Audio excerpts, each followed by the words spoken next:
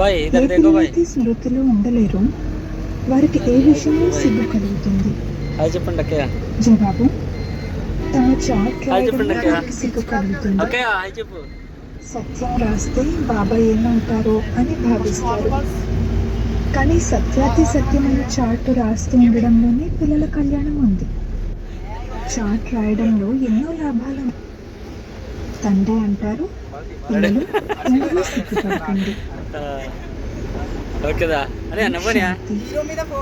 ఆత్మికతను కూర్చుని పిల్లలకు అర్థం చేయిస్తారు.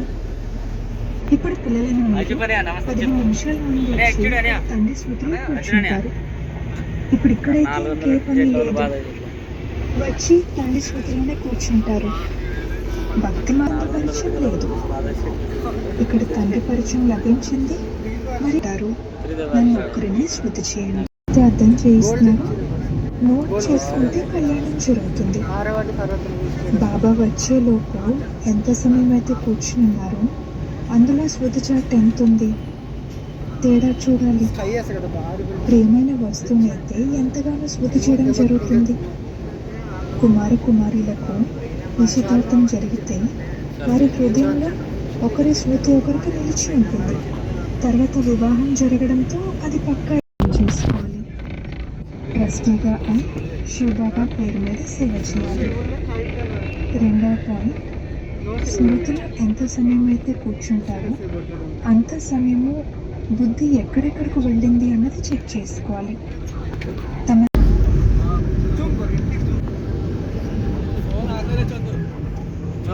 మొత్తం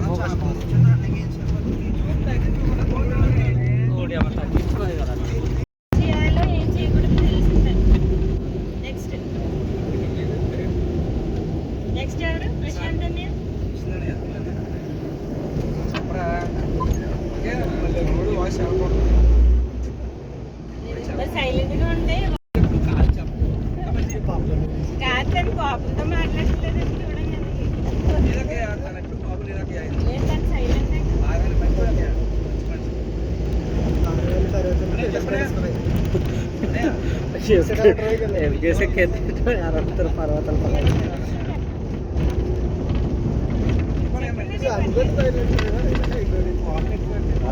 మధ్యలో ఏమనుకున్నా కూడా చెప్పాలి.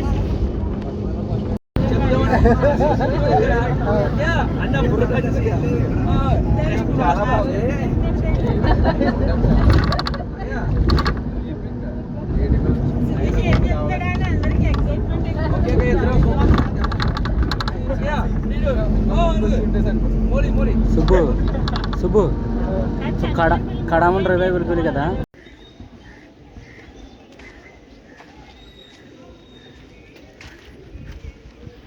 Good luck.